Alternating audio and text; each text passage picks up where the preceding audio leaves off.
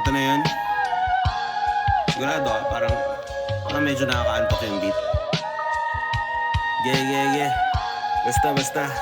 Gusto ko. Tagos sa balat, lagpas buto tumira. Mga pinaghirapan nila sa'kin, madali lang mahina. Aninong kinakapitan, minaman nilang ginaya ng ginaya. Kilala na bilang alila ng mga sinasabi nilang mga nauna. Kung sila pala'y alagad ng sining, eh di alagad ko sila. Saka lang tumalab, mga natitirang salita.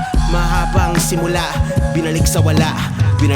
Sa hindi ko sinusunod, unti-unting binibitawan mga kirot. Sa gitna ng iba-ibang bilog, ang kasunod na kidlat ay ang kulog. Ako sa hindi ko sinusunod, unti-unting binibitawan mga kirot. Sa gitna ng iba-ibang bilog, ang kasunod na kidlat ay ang kulog. Matapos ang ilang negosasyon, ito ay matapos na nag-disperse sila.